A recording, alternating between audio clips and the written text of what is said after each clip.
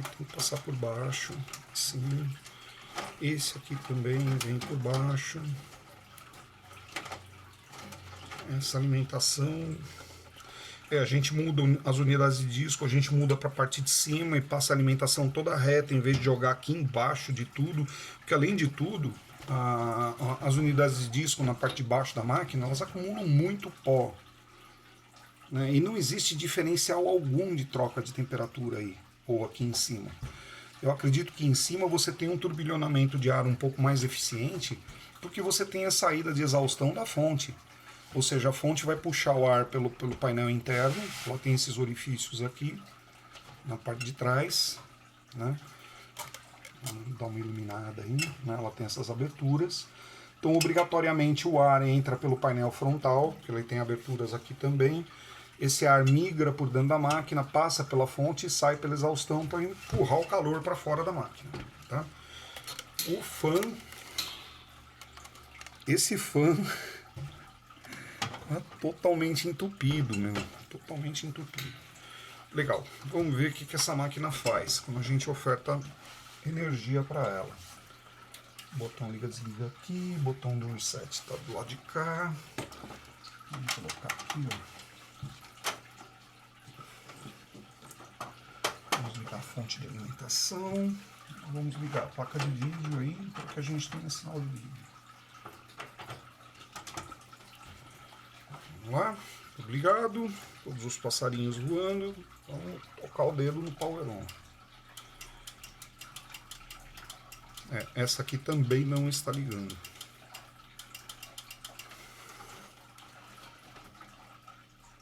Tá, esse equipamento aqui eu nunca vi. Tá? Então, lá dessa escola, todos aqueles anteriores já haviam passado pela minha mão.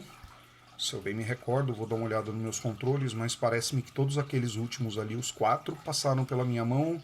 Inclusive uma dessas máquinas, a primeira, né, a máquina 1, era uma máquina que a gente estava usando para scrap, né, para tirar peças, né? Tirei a fonte, inclusive. Foi para a máquina 6, né, lá do que deve estar rodando ainda. Esse equipamento aqui tem até um número aqui dentro.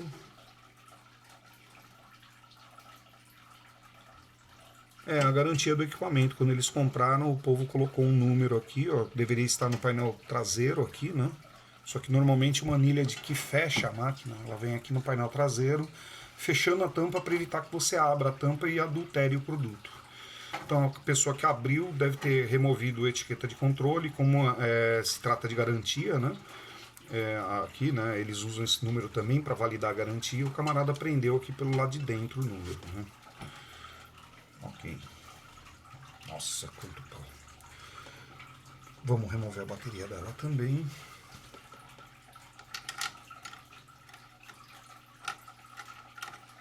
Ok, bateria removida. Vamos dar uma olhada no status dessa bateria.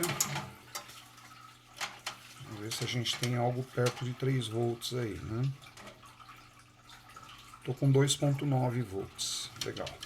A bateria hipoteticamente também estaria, apesar de estar baixa, mas vamos partir da premissa que a máquina ficou desligada há muito tempo aí. A bateria estava sem carga, né? Eu tenho aqui alças de retenção para unidades de disco. Eu posso colocar a unidade magneto-mecânica na parte de cima, a unidade SSD na parte de baixo. Vai ficar ótimo, os cabos vão ficar todos organizados para a parte de cima. Acaba essa coisa medonha que está aqui. Eu tenho horror desse tipo de serviço. Isso é medonho. Junta um monte de pó, né, e fica horrível. Para você trabalhar no equipamento desse, você não sabe nem onde pôr a mão. Tá aqui, achei o strap do CMOS de charge, ele está aqui. Eu vou mover o strap para a posição de descarga do CMOS. O computador está ligado, é bem provável que quando eu voltar à posição aqui ele já dê a partida. Pronto, estamos descarregando o CMOS, está sem a bateria.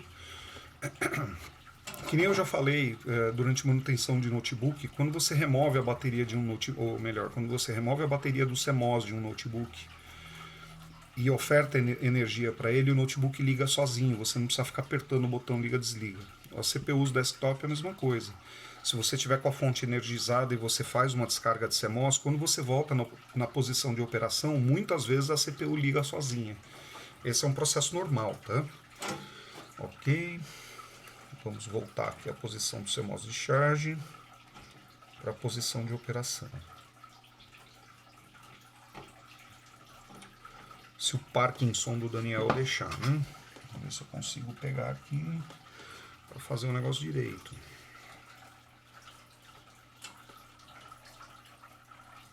Tá aqui, não ligou, né? Tá uma coisa deveras ruim, né?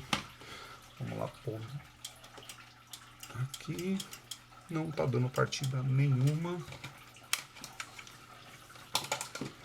Então essa aqui vai se somar às outras duas que precisam de laboratório, partindo da premissa que esse equipamento aqui tá uma nhaca, sujo, tá com esse cabo todo desorganizado, essa máquina não passou pela Micro Resource, então eu vou fazê-la do zero, tá? A gente vai inicialmente verificar a placa-mãe, ver a condição, ver que hardware que é esse, ver se vale a pena gastar algum tempo com ele, né? Se isso aqui for, por exemplo, um Celeron, não vale a pena. Se for já um dual core, beleza, vale a pena. Se for um i3, melhor ainda, né? i5, etc. Né? A gente pode averiguar aí qual que é o estado, né? Para todos os três casos eu vou solicitar a troca da fonte, saindo dessas fontes míseras de 230 watts aqui, que não chega nisso, para fontes reais de 500 watts, 450 ou 500 watts. São fontes caras, mas como isso aqui é um equipamento de empresa, que presume-se aí que vai ter uma carga horária diária grande, né? Você precisa ter bons componentes de hardware, né? Por exemplo, a fonte simples, essa fonte, não vou ofender a integridade da fonte, essa fonte safada, né? Ela não tem coolers ball bearing, então você tem problema com o sistema de ventilação dela com o tempo. Elas não entregam sequer atenção, sequer a quantidade de watts que elas estão anunciando aqui. Se você for puxar mesmo pelas correntes que existem aqui, com motores exercendo demanda, etc., vocês vão ver que ela mal e porcamente chega em 230 watts. Quer dizer, se você tem uma aceleração gráfica aqui, uma plaquinha aceleradora gráfica, essa placa vai estar comendo energia de algum lugar. Ela come energia da fonte. Né? Ah, mas aí você tem um processador aqui também, que a gente vai descobrir qual que é. E dependendo do processador que for, você tem um consumo maior ainda em energia, em watts. Né? Então a fonte precisa suportar isso.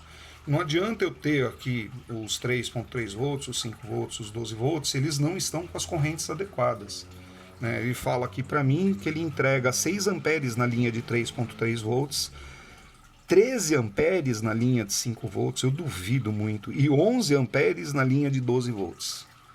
Eu duvido que essa fonte chegue nisso, tá? Isso aqui realmente é conversa para boi dormir. 11 amperes na linha de 12 volts, hipoteticamente dava para alimentar um PX com essa fonte de alimentação aqui. E eu duvido que ela consiga fazer isso, né? Uma fonte para PX aí de 5 amperes já valeria a pena. Eu acho que essa fonte não chega em 5 amperes na linha de 12 volts, que são 11 amperes, né? E ó, eu não estou ficando louco não, vocês podem ver que a nomenclatura da fonte aqui está falando que ela chega nisso, né? Ela chega em 11 amperes na linha de 12 volts, se você estiver trabalhando em tensão AC de 115 a 230 volts.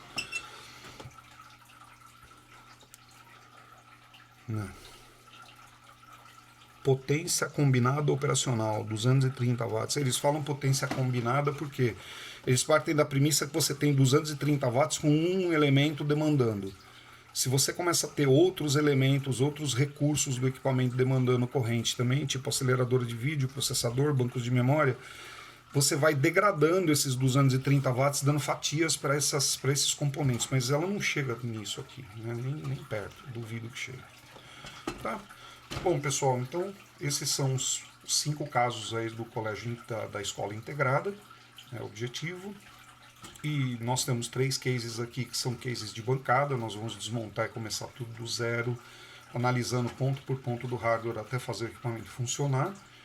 Né? Existem hardwares que vão haver a necessidade de troca, né? As fontes de alimentação, por exemplo, eu acho que isso aqui, para um ambiente de trabalho, essa não é uma fonte adequada. Isso aqui mal e porcamente atende um usuário doméstico. Tá?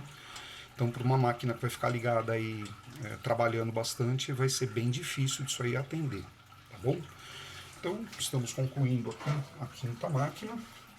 E nas sequências de vídeo inerentes ao orçamento 125, vocês vão poder acompanhar a tratativa aí de caso a caso. Eu vou começar pelas que são mais simples e vamos avançando até as mais complexas, tá bom? Pessoal, sou muito grato aqui pela presença de vocês, pela assistência dos meus vídeos. Agradeceria se vocês pudessem fazer a gentileza de dar um joinha no meu vídeo, que isso ajuda a impulsioná-lo, né, e fazer com que o meu serviço fique mais visto, né, no YouTube, e eu consiga mais clientes para poder continuar exercendo aqui a minha paixão, que é a eletrônica, né, principalmente eletrônica de computadores, né. Muito grato mesmo pela presença de vocês aqui, até a sequência dos vídeos do Orçamento 125. Tá bem? Até lá, tchau!